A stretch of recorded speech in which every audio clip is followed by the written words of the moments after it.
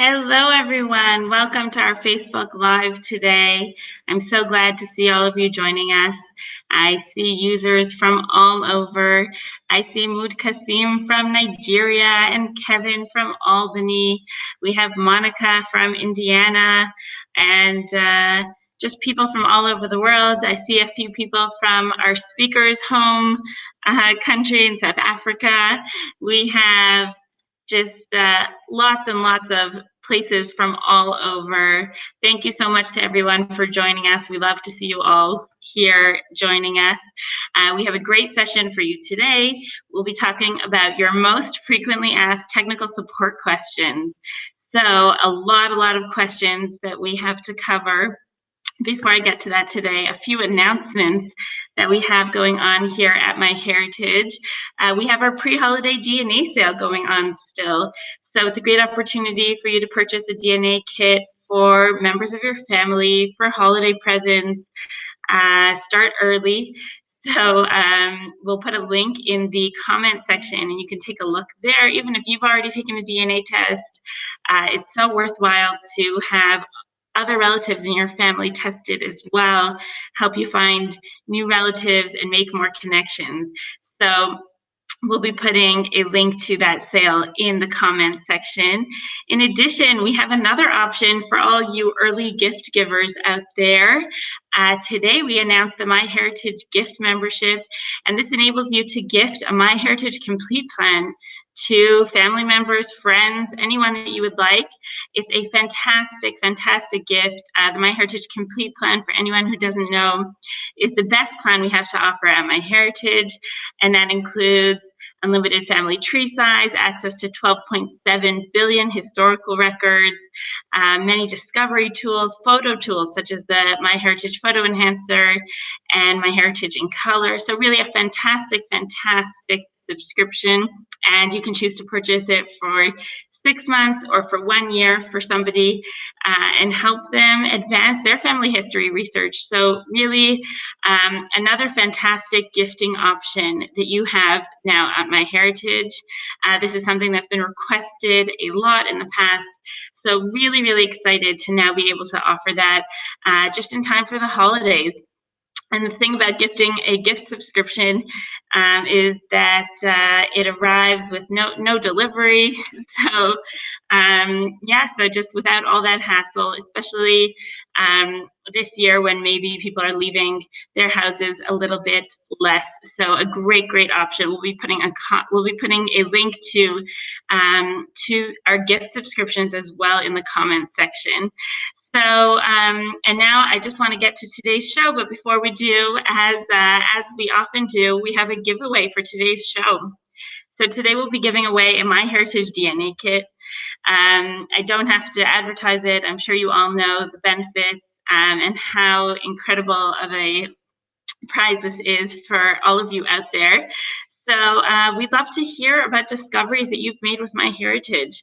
Leave us a comment in the comment section, and everyone who does will be entered in today's giveaway, and we'll be giving that away at the end of today's show after the comments. So we hope to see all your feedback, and please write us in the comment section. So today's session, we'll be talking about your frequently asked technical support questions, and we have with us a special guest. We have Aaron Berk, and he is from the MyHeritage support team. Hello, Aaron. Hi, how's it going? Good. Thank you so much for joining us. No problem. It's great to be here. It's actually my second Facebook Live, so I'm really excited. I'm also so you're a pro. You're a pro already. Like to think so, but you never know. I see we have people from all over. I see in the chats. That's also really exciting. So just a bit about today's show. So we get a lot of questions. First of all, a little bit about myself. My name's Aaron Berk, 27 years old, originally from South Africa. I moved to Israel about 7 years ago, and I have been working at MyHeritage for the past, give or take, almost 4 years. So I've been working at quite a while. And basically what we decided to do for all of you today is put together a short list of our frequently asked questions. We do obviously get a lot of questions, so I just thought it'd be nice to have a few of them. Of course, if anyone does have questions, they can write in the chat, and we'll try our best to answer as many as we can. But we just thought we'll go over about 7 or 8 different questions that we do get quite often. And yeah, I'll show you how to do it live on my own site as well. So yeah. Fantastic. I know that even in the Facebook Lives, we get a lot of support questions. So this will be very, very helpful for all of our viewers, and we can't wait. Awesome. Okay, great. So should we get right into it, or? Sure. Let me bring up your slides. Awesome. One moment. Okay, perfect. Okay, great. I see my slides. So Facebook Live frequently asked questions, as we already introduced. So I'll just leave this here for a few moments just so everyone can basically get a better idea of what we're going to go over. These are basically the 8 questions. I will also show a little bit more at the end, our help center and our knowledge base, which are also really awesome tools, really helpful. And a lot of people don't actually know how useful they are. Of course, we love getting all of your phone calls, but we all know that at the end of the day, sometimes people don't like to wait on the phone. And a lot of these answers we actually have in our help center with amazing instructions and screenshots. It's really, really helpful. So I'll go through that a little bit at the end. So these are basically the questions that I'm going to go over. I'm going to just go straight into my site. So this is my tree. I used the sample tree, the Kennedy tree. I'm sure a lot of you are familiar with it. And yeah, so I'm just going to dive straight into it. So we get a lot of questions. We get quite a broad variety of questions, from very simple things such as adding people to the tree to exporting and importing GEDCOM files. So I thought I'd just make a little list of a little bit of everything. So firstly, just basic tree editing questions. If you want to add your tree, obviously we're clicking on the plus sign and then choosing who you want to add, filling in their information. That's kind of the basics. But let's say we've already mastered this. Let's say in our tree, we by accident connect someone to the wrong place in the tree, or we want to delete someone. So of course we would click on the person. Let's say we want to delete Joseph Kennedy Jr. We would click on his profile and then click on more and click on delete this person. Now, sometimes it doesn't let us delete the person. And the reason is because if there is basically a generation above and a generation below, the system won't let us delete the person because it will basically leave us with a missing generation, which would create a bit of a mess in the tree. So what we would first have to do is and I'm just going to show a quick example, is let's say we weren't able to delete Joseph Kennedy Jr. What we would do is we would click on more and we'll click on remove connection, essentially, detaching him from his place in the tree. So we do that. We're going to choose to remove his connection from his parents. And now what we're going to see is basically, we're going to see Joseph by himself. All right. And then after that, we can go ahead and delete him and we won't have an issue. Now, let's say we want to connect someone to the tree. Let's say we actually want to connect him now to different parents because he was connected previously to the incorrect parents. So we do very similar procedure. We click on more, and then we click to connect to existing person, and we then need to choose. We want to connect him to a parent. So let's say we're going to connect him to, wait, he's too young, sorry. Let's connect him to Andrew. No, not letting us either. They're being a bit difficult. Who are we going to connect him to? Let's see who they give us. Let's see. I'm going to find someone old enough, of course. Nope. It's being difficult. All right, 19. Nope. Okay, not letting us. It's being difficult. So we're gonna basically ignore him and go back to the main tree. Obviously, because I'm not so familiar with all the people in the tree, of course. So that's essentially how you would remove connections, connect people to the correct place in the tree, because often people don't know, and they'll go and they'll delete an entire branch because they just don't know how to fix the relationship. And of course, why waste all that that good research that you've done? So that's just a nice little trick that a lot of people don't actually know.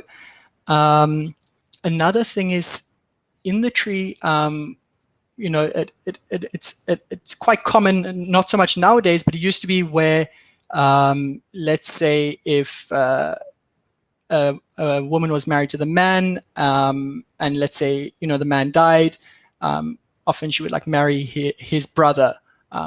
This was kind of a thing, or maybe like cousins who got married. So there's actually a way in the tree to mark it correctly, excuse me, so that you basically won't have the person twice in the tree.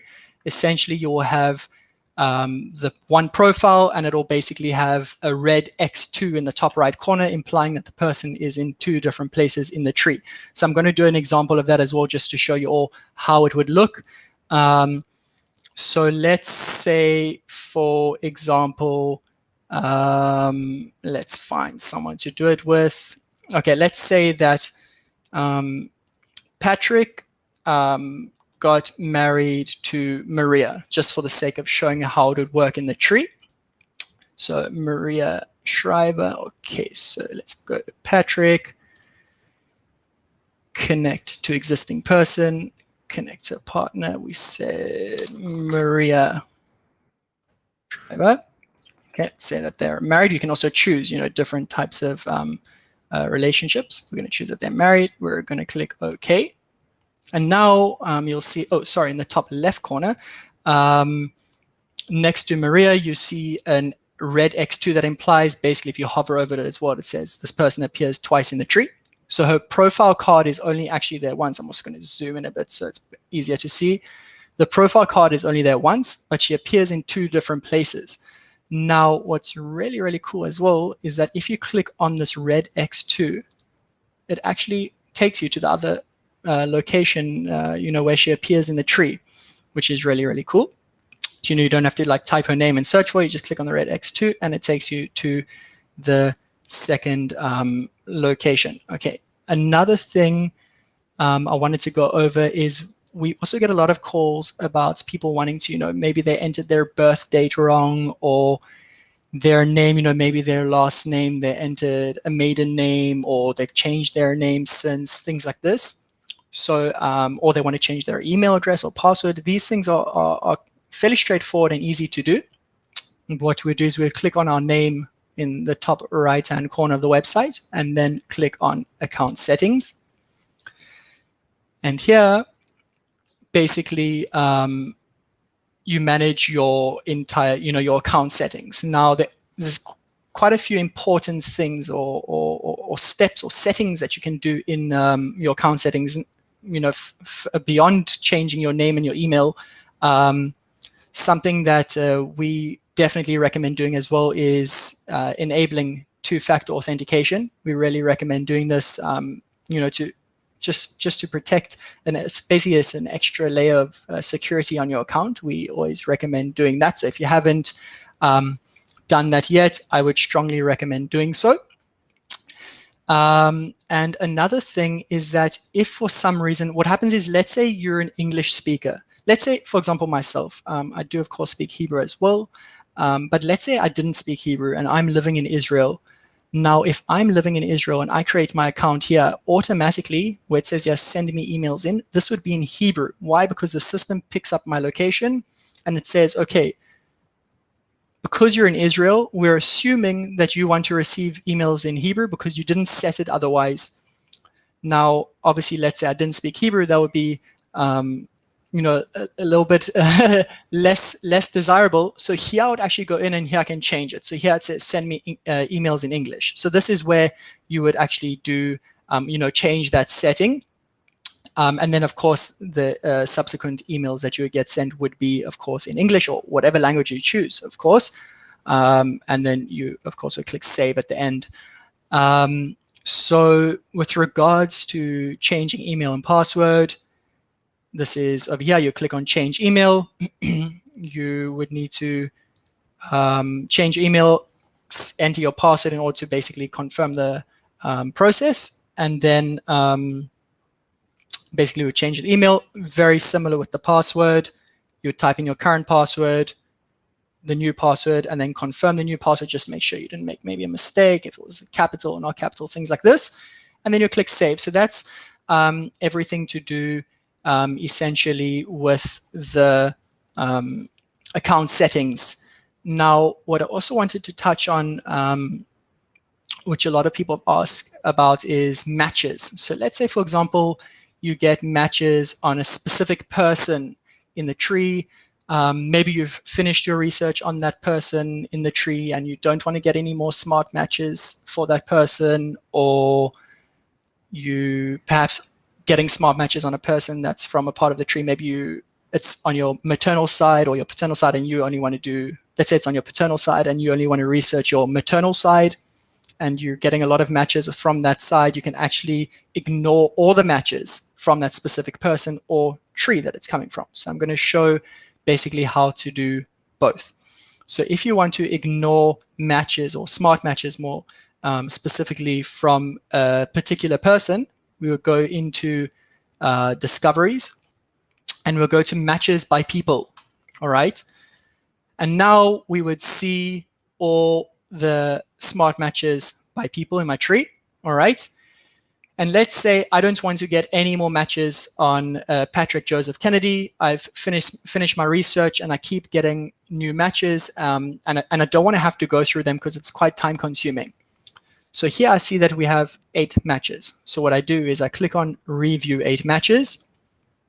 All right. And then here I see in my tree and the 8 matches, of course.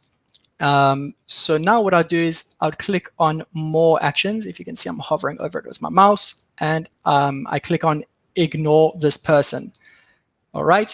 Essentially, it asks me again. It asks me if I'm sure, because of course we know that sometimes we can do, click on it by accident. So we ask again, and let's say yes. I just want to show you all how it looks. Now it will show us the list again, and as you see, he is not there anymore. Patrick is no longer there. Now, let's say we continue our research and one day we decide, okay, we want Patrick back. We miss him a little bit. So we'd go again into matches by people. And here we will go where it says pending, we'd click on pending and we have the option ignored. All right. So we click on ignored and here we'll see our friend Patrick waiting.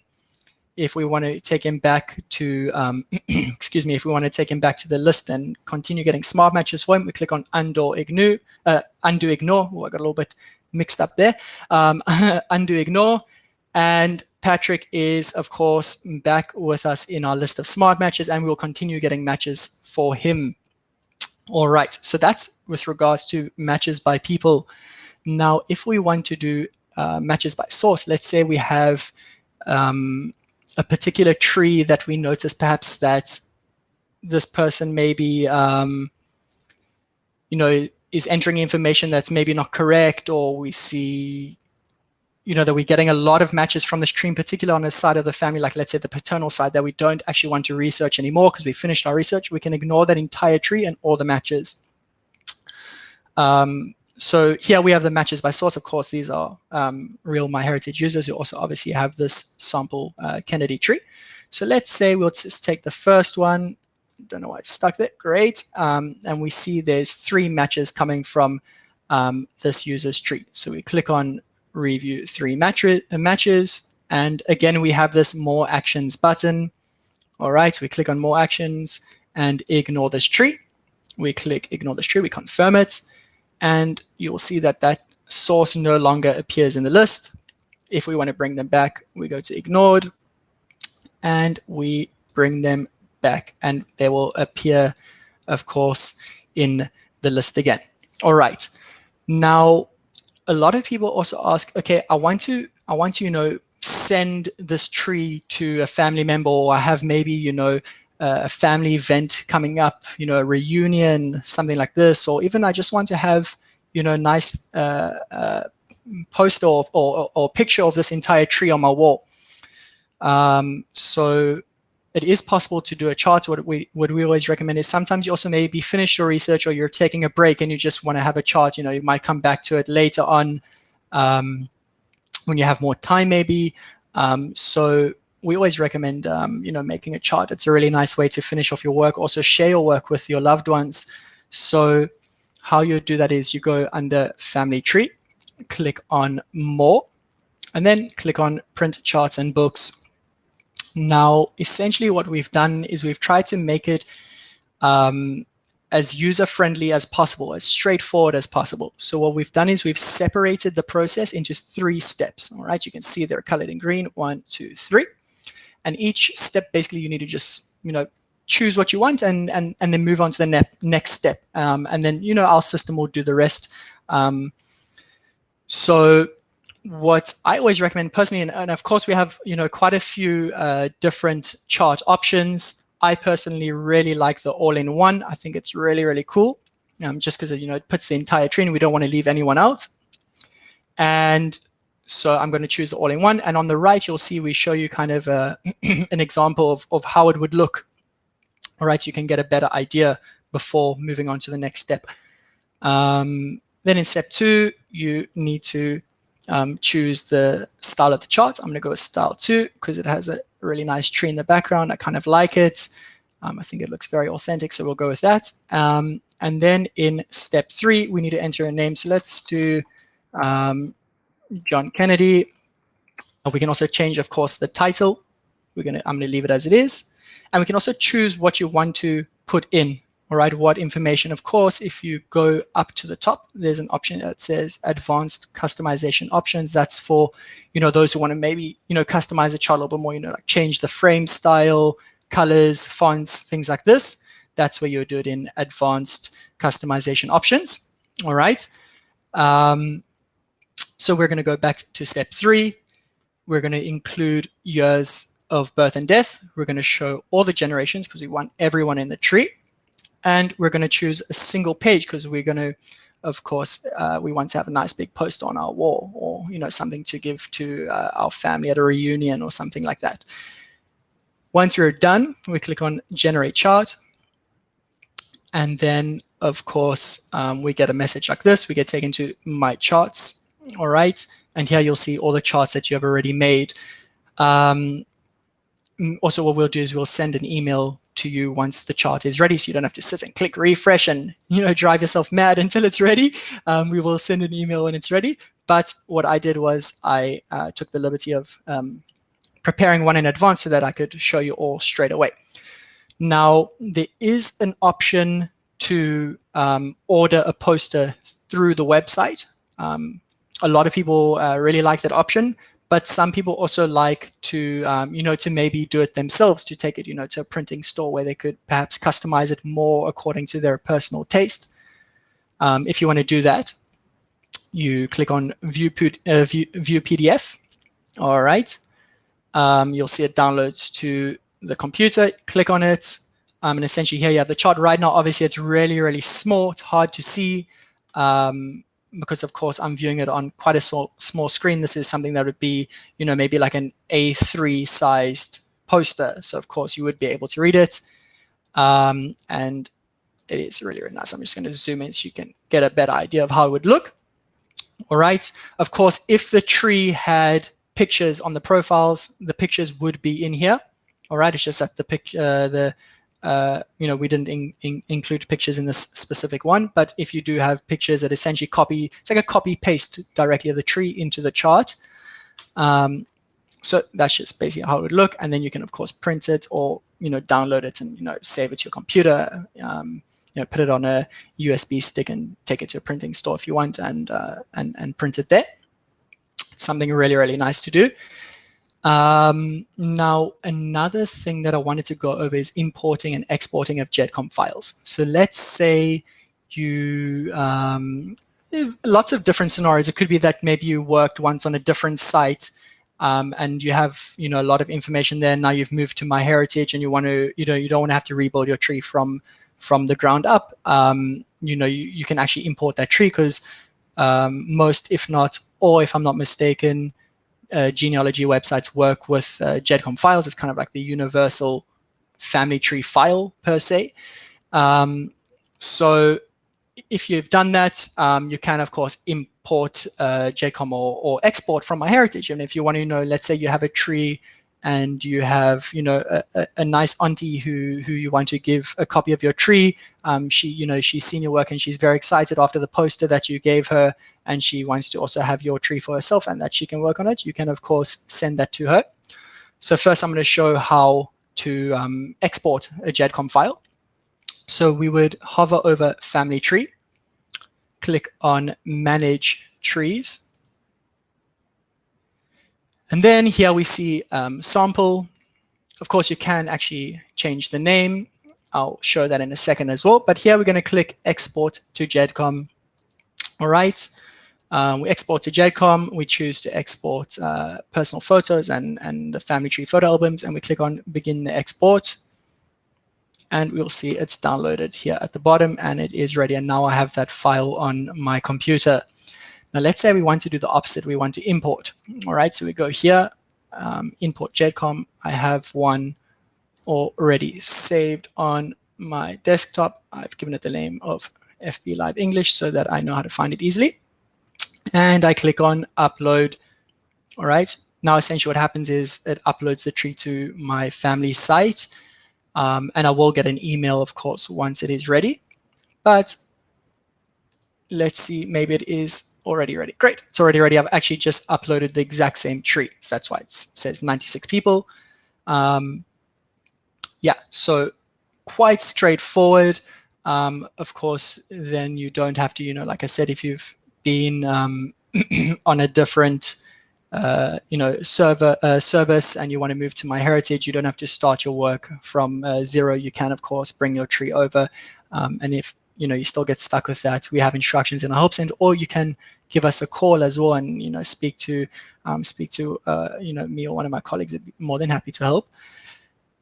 Okay, another thing I wanted to show was when you're inviting family members. All right, there's quite a few different important steps to go over. So first of all, if you want to invite family members, you go under Home, click on Site Members. And sorry, not site members, invite family. And here you basically have a list of all the people in your tree who you can invite. The only people who won't be are people who are deceased, who will be marked, with that black banner across the top corner of the profile card. They, of course, won't be in here because unfortunately we can't have them help us with our research anymore. So we will have here a list of all the people we can invite. Essentially, we find the person who we want to invite, we enter their email, and we click on invite. It will send them an email to their personal email that we've invited them. And then they will have access. They would log in with their own email. They would get told to choose a password as well if it's their first time using MyHeritage. And then they will, of course, have access to my family site. Now, let's say I want to invite someone that isn't in the family tree. Let's say I have a really good childhood friend, really does feel like family. As much as I want him to be family, he isn't family. I can still invite him, of course, to my tree to help and also, enjoy the hard work that I'm doing. So to do so, I'd go all the way down to the bottom of the page. And here you see there's more options, all right? There's an option that reads, want to invite people who are not listed here, invite other people manually. So I click on that, and essentially I just enter the person's information manually, click on invite, and it would send them an invite, and they would be also a site member. They just won't have a person's card in the tree. Now, let's say, for example, I have, let's say I've invited 5 people, but one of those people I really trust. The other 4, I just want them to be able to see the tree. I don't want them to be able to edit and, maybe even cause damage to the tree that I've built. But one person I do. So there's actually a way that you can upgrade someone to a higher rank, to the rank of site manager, and give them basically permissions to edit the tree. So just you and that one person could, and the other 4 would just be able to look at the tree and enjoy. So to do that, we'll go to site members. Unfortunately, I don't have anyone else here to show, but I will explain it anyways. So here we'll have the list of all the people I've invited. All right. On the right-hand side, we have actions. Okay, it will always say view profile and more. When we click on more, we will have the option promote to site manager. All right. We click on promote to site manager on that one person who we want to give them, that extra permission. We confirm, it'll ask us, we always ask twice, are you sure? Yes. Okay. And then the other 4, because remember I said I would have theoretically invited these 5 people, the other 4 would still be just normal site members. Then what I would do is I would go, because it's basically a 2-step process, I would go under family tree to manage trees. All right. And for each individual tree, I'd click on edit tree settings. All right. And here I basically have permissions. Now I said I want one person to be able to edit and the other 4 not. So I would choose out of the options, you and your site members whom you invite and nominate. So nominate implies basically who I've upgraded to the rank of site manager.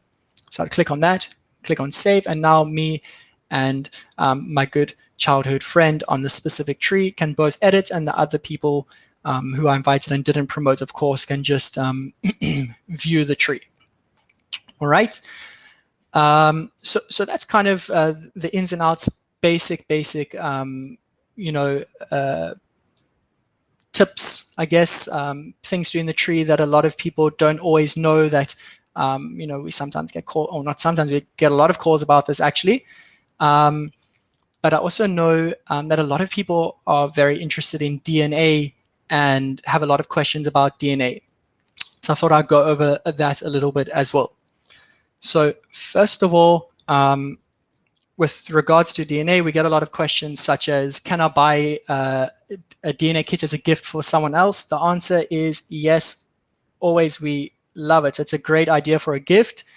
What you can do is you can always, when you go to order DNA kits, you can always, you order from your account, and then what happens is you can either put in your address so that you can maybe wrap it and give it to them, or you can even put in their address so it goes directly to them. I think it's, sometimes nice if the person lives close to you to order to yourself.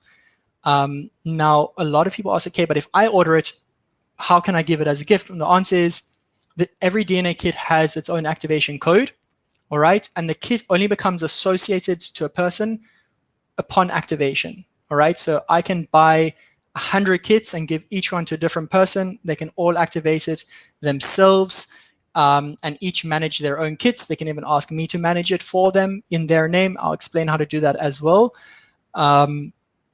So you can definitely buy DNA kits as a gift, and of course, give them to your loved ones, and they can go ahead and activate them themselves. Another important thing is also that you can actually track the DNA kits. We get quite a lot of calls, because the shipping of the DNA kit is something that we do give an estimated shipping time, but of course, human errors can happen, and sometimes it can take a little bit longer. Sometimes the DNA kit might be stuck for a day or two somewhere, or you weren't home, things like this. So essentially what you would do to manage the kit, you'll go to manage DNA kits in order to track the kit and see, where it is. So maybe you can plan, okay, I can see it's going to arrive tomorrow. So, maybe I'll wait so that I'm home when it's here, kind of thing. So you'd go to manage DNA kits, like I just said. And here, essentially, you'll have the option to track the kit. Obviously, you can't see it on my page now because I haven't ordered any DNA kits recently. You will see the option here to track the kit. Okay. And sometimes what will happen is in the tracker, there'll be a local tracking code. Now, sometimes the trick is if you don't see any updates, copy that local tracking code and post it into your local shipping provider. Okay, so let's say you have a specific postal company that's working in your country.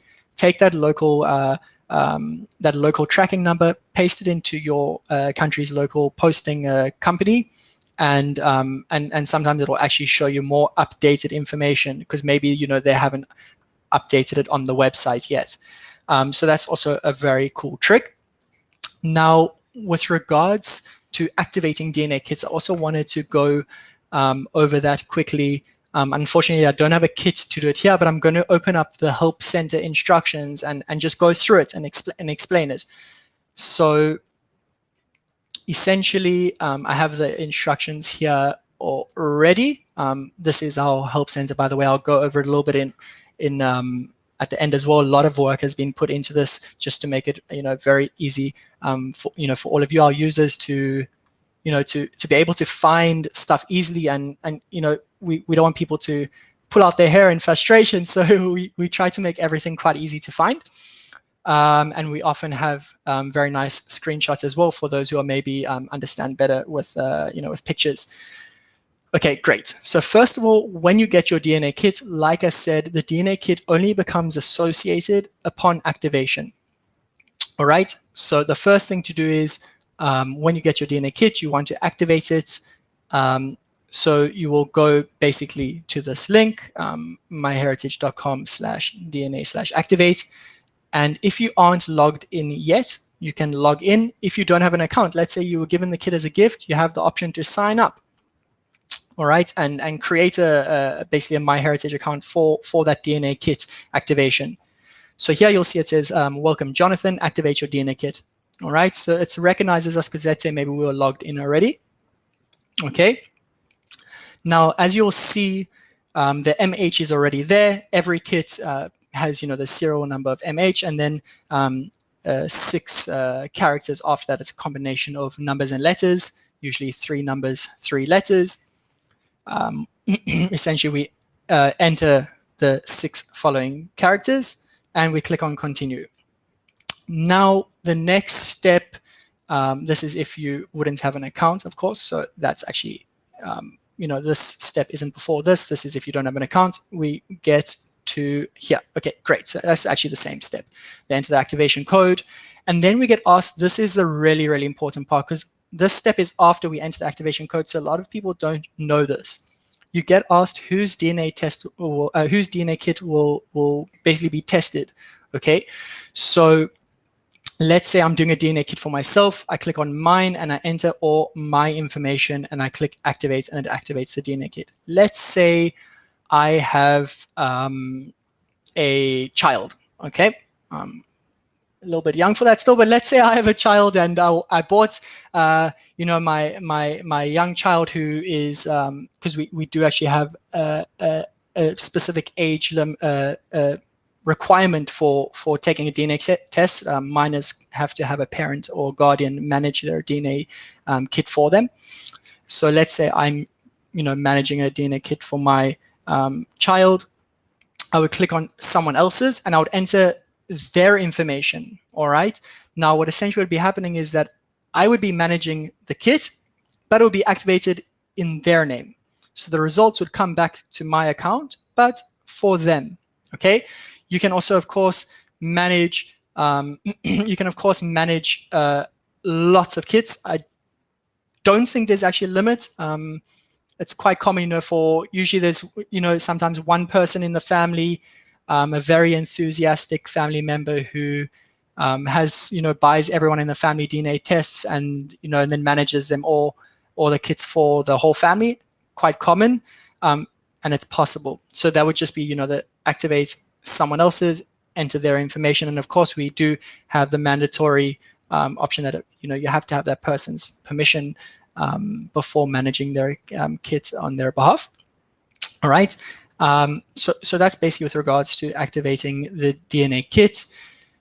I also thought, while I have the Help Center open, I'll show a little bit more about our Help Center. It's really, really helpful. So a lot of work's gone into our Help Center to, like I said before, to make it very easy to use, to be able to find answers to lots of basic questions, but also difficult questions.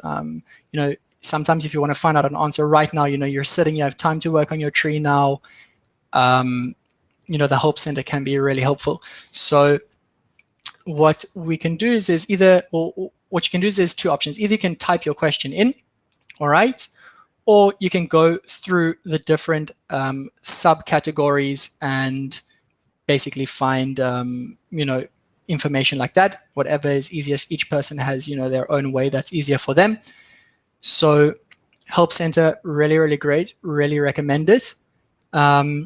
Another tool which is quite new, which a lot of you may already be familiar with, is our knowledge base. Knowledge base is awesome. Basically, you have different articles and videos on a very, very wide variety of different topics where you can basically learn. It's kind of like going to genealogy school, if you put it like that. It's really, really interesting, and you can learn a lot. And it's really cool because it has basically an interest in the basics, get started. So you actually have like almost like a tutorial, like a way, okay, let's get started and learning the basics, so that you don't have to feel lost when you just get started. Of course, you can also call us, but this is nicer because sometimes it's right there, it's at your fingertips, and you can always come back to it afterwards. So, we have a lot of information here. It's really, really, really nice to go through. I actually use it myself quite often, because I also sometimes forget things. And yeah, so I think that is it. If maybe there's some questions that we can answer, if we still have time, I'd be happy to do so.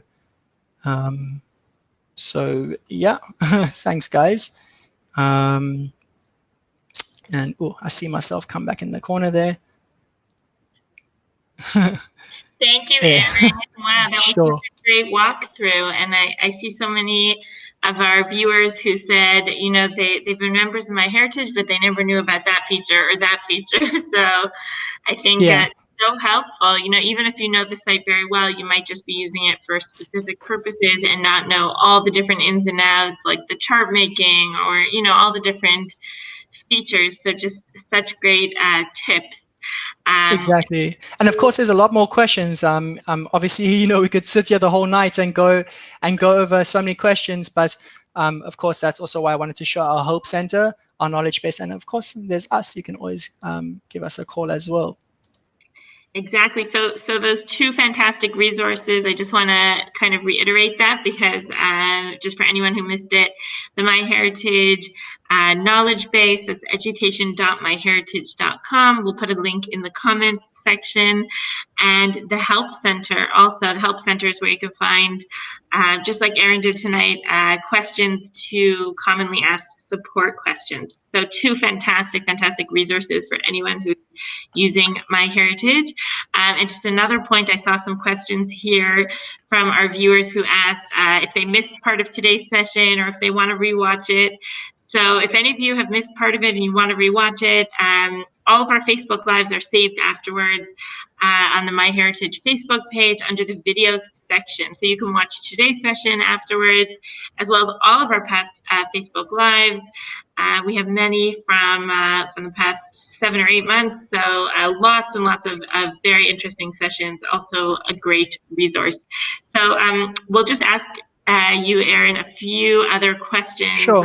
We'll just do a couple. Let's see. So this one is a common question that I think I've seen many, many times from our viewers. Dorothy asks, I have 2 trees on MyHeritage. How do I combine them? Oh, okay. So that is quite a common question. I wouldn't say it's a very easy thing to do, but it's not very hard. Basically, to combine trees, you would need to download our Family Tree Builder software because unfortunately we can't do it on the online site. So after you've downloaded our Family Tree Builder software, which can of course be, you could just type in MyHeritage Family Tree Builder, in your search engine, and you'd find a link fairly easily.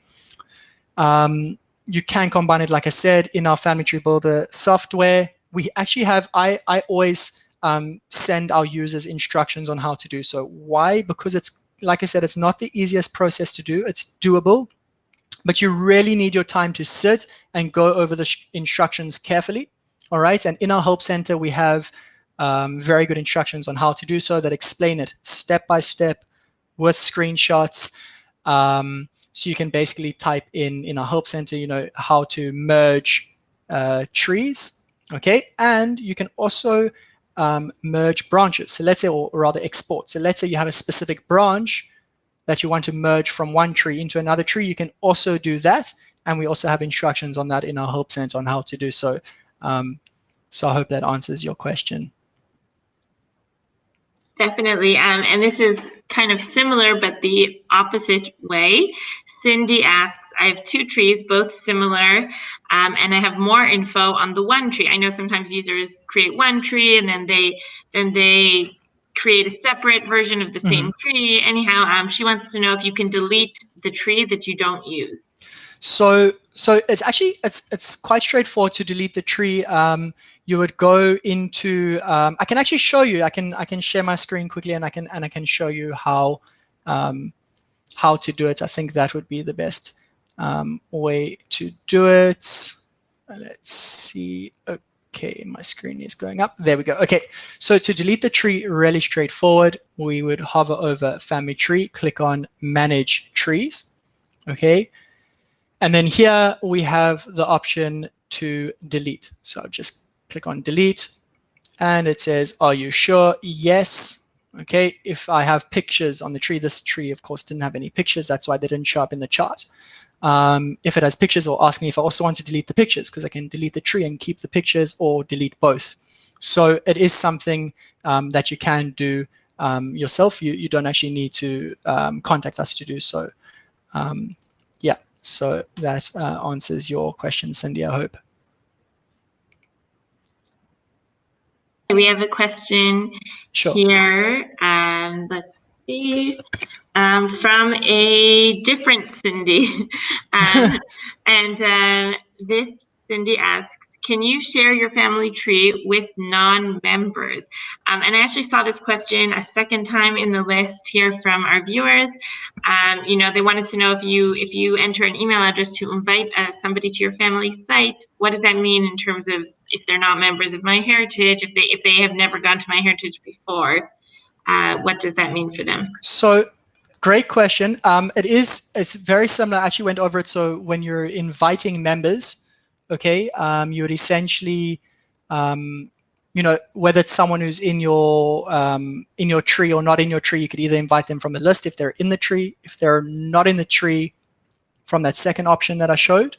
And then if they don't have a MyHeritage account, you need to make sure that you have their correct email address, because we will actually open an account for them with that email address. Okay, they will receive the invitation. Let's say they have a Gmail account. They will receive a notification that would say, hey, Cindy has invited you to her tree, something along those lines, and there'll be a link. You click on the link, and the system basically tells you to set a password. All right, and then you can log in with your email address and the password that you just chose. You will still have access to that tree. It creates an account for you. If you already have an account, it basically just sends you a link to the tree, and then you will have access to that tree. So yeah, I hope that answers your question as well. We have a question here from Ken, and he asks, is it possible to load a batch of photos to MyHeritage, or do I have to upload them one at a time? So it's a very interesting question. So first, it's prompting me to do all sorts of other things here. Just give me 1 second. Okay, so I think it's one by one. I'm not sure. I think I could be mistaken. I think you need to do one by one, or you can drag photos and drop. I haven't actually done it in quite a while. It's actually a really good question. I think you may have to do it one by one. I'm not entirely sure, to be honest. It's been a while since I've actually uploaded photos to my own to my own tree. But I would try both. Try drag. If it doesn't work, then I think it may actually be one by one. Yeah, I'm not 100% sure actually. It's been a while. Yeah, sorry. I hope that kind of answers the question. It's I haven't uploaded photos in a while, so I don't want to tell you something 100% and then I may be wrong. Now it's actually a great time to upload photos, to use all the new photo tools. Yes. The MyHeritage in color, MyHeritage photo enhancer. And then, of course, take those photos and print them off as photo tiles using mixed tiles, which is another service that we now have. So I do believe you can do a bunch at a time by dragging and dropping, as you were saying. I think so, yeah. I think if you drag and drop, you can do a bunch. But if you're choosing, to upload the file, I think it's one by one. But drag and drop, usually does work. I haven't tried it in a while. So, if it's been changed, I don't want to say it and then it's been changed. But like you said as well, I just want to go back to that for a second about the new features. The photos. Really, exactly, the colorized photos and enhanced photos. I definitely recommend trying it out. It's really, really cool. Let's say you have a photo that's old, you can add color to it. You can also enhance it, and it looks like you took it. Sometimes it looks like you took it, a few years ago, even if it's a photo that's like 100 years old. And of course, you can enhance it and colorize it, and then looks amazing. Definitely recommend doing so. It's really, really cool.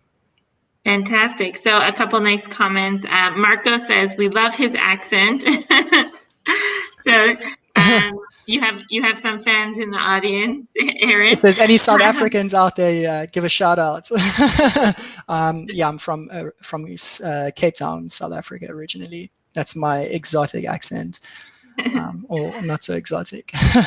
And we also have a comment here from Nicole. You can do an evening about photos. So glad that you mentioned that, because actually on Wednesday at the same time, we will be having the photo detective, that's Maureen Taylor, and she'll be giving a whole session on photos and also the MyHeritage photo tools. So definitely tune in then. Stay tuned to the MyHeritage Facebook page and you'll hear more information about that. Let's see, do we have a little bit more time to do one or two more questions? We have a question here from Barry, who asks, one of my ancestors was married 6 times. Should I enter each wife even if they didn't have kids together? I mean, it's a good question. It depends. It's actually a personal preference. It depends how you want to do it. If you want to have everyone in the tree, you can of course have, I've had multiple spouses. You can mark, of course, that someone has been divorced or separated or whatever it is. You can mark that. I always recommend, unless there's some sort of, issues in the family with entering it, I always recommend entering, everyone. It also just helps with the research, because essentially, we have our smart matching system. And of course also our record matches, and if you have more information in your tree, it actually helps us, our algorithms find more relevant information for you as well. So I would recommend entering everyone, and of course you can always just, in the edit profile, you can actually choose, the relationship, if they're divorced or separated, or if widowed or whatever it may be, you can actually set that. So I would recommend putting it in. Okay, we have a question here from Cindy, and she says, what is the best way to create a family book with pictures? And I just also wanted to say that family trees really come alive when you add photos to them. So definitely any family photos that you can add to your family tree will just add so much to the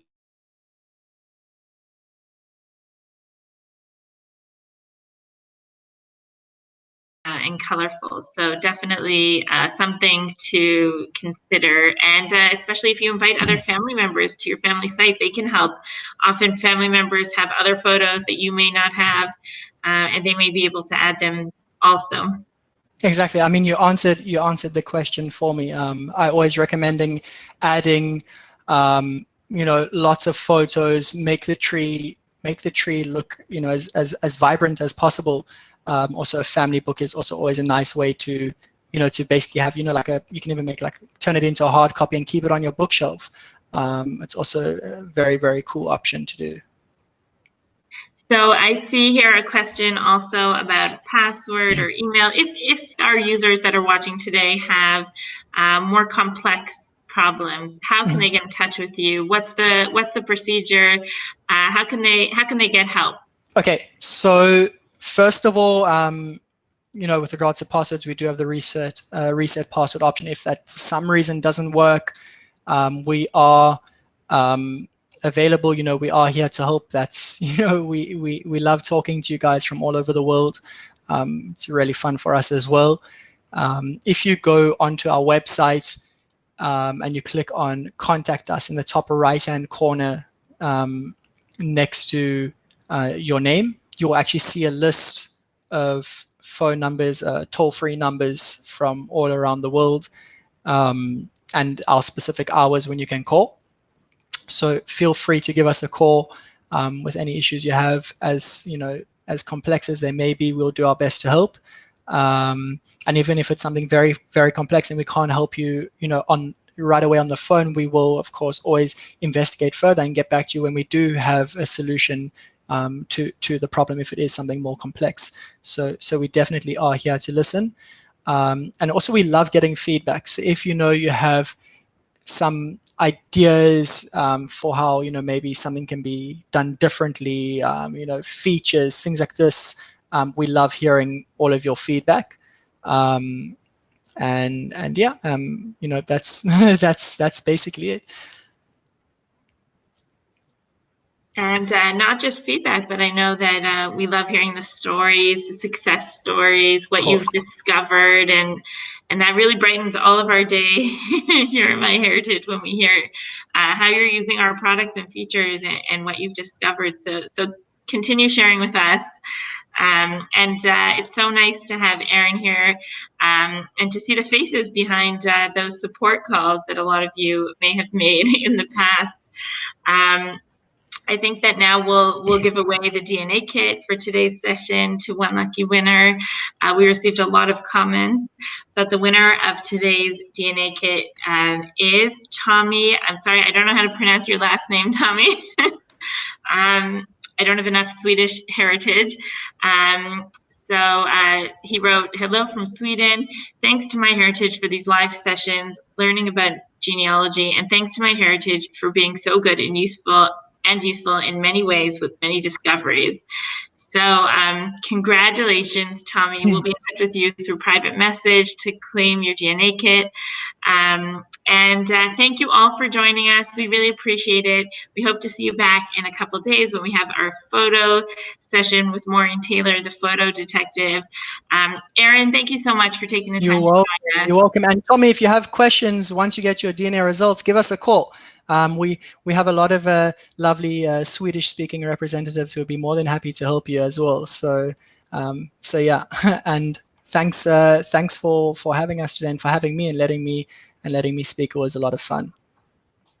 And we hope that you all have a good day. So bye, everybody. Bye.